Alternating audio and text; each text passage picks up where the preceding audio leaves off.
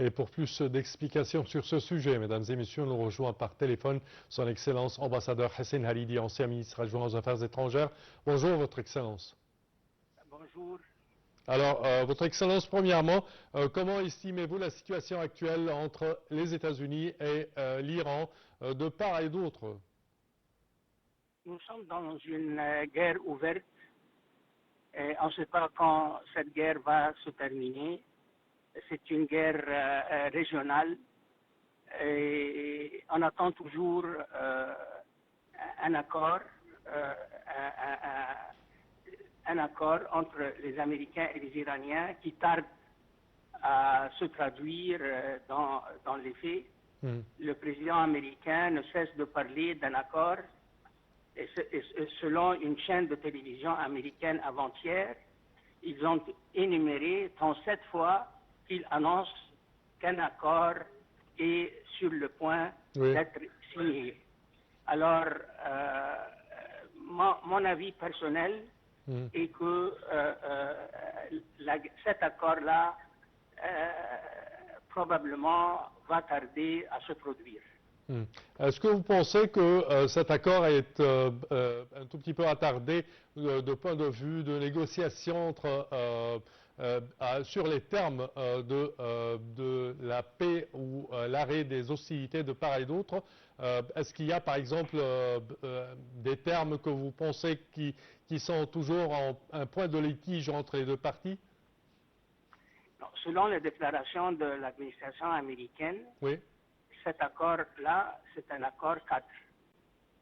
C'est-à-dire, c'est un accord qui permettrait d'arrêter les opérations militaires, mais pas de trancher en profondeur sur les principaux différends qui séparent les États-Unis et l'Iran.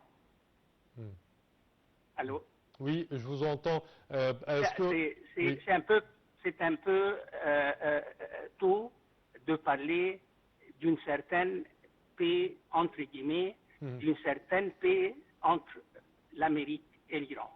Alors c'est tout simplement arriver à un accord préliminaire, soi-disant, juste pour arrêter les opérations actuelles. Non, pour officialiser, à mon avis, pour officialiser le cessez-le-feu du 8 avril dernier. Oui, et vous pensez que... Oui. Oui, oui. Vous pensez qu'il y a, par exemple,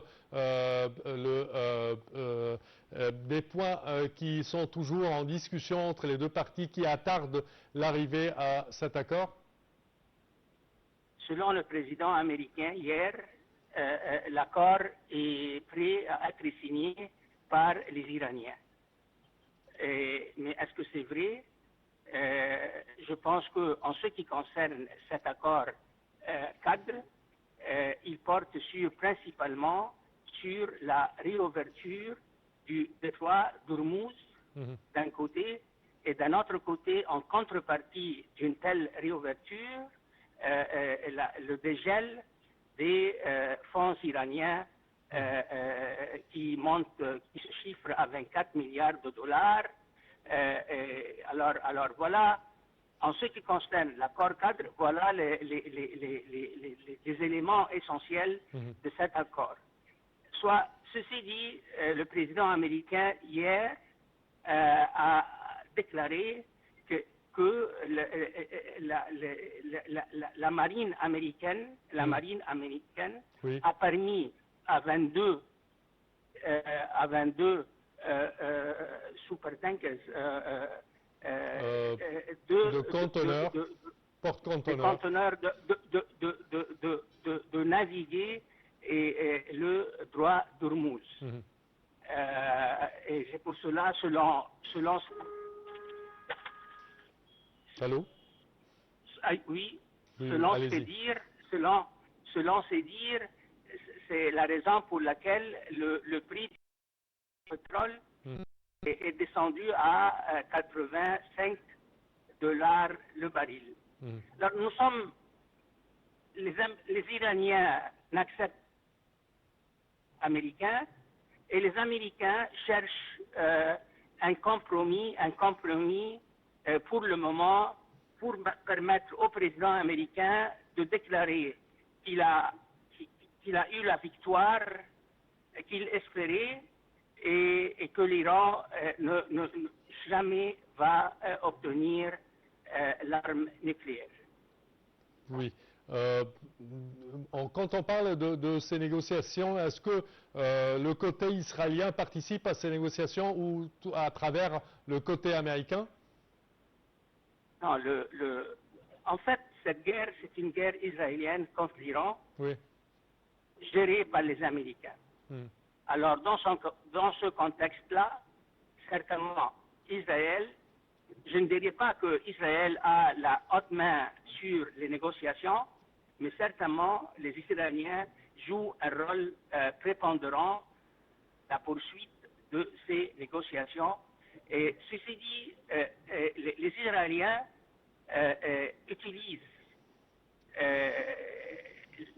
la situation dans le sud du Liban comme une carte de pression sur l'administration américaine et sur les Iraniens. Et les Iraniens, de leur côté, insistent et exigent que si, dans le cas hypothétique d'arriver à un accord cadre avec les États-Unis, cet accord cadre devrait porter aussi, pas seulement sur un cessez-le-feu entre l'Amérique et l'Iran, mais aussi un cessez-le-feu au Liban, c'est-à-dire entre Israël et le gouvernement libanais. Parfait. Votre Excellence, ambassadeur Hassan Ali, je tiens à vous remercier de vos explications. Je répète que vous êtes ancien ministre adjoint aux Affaires étrangères. Merci à vous. Chers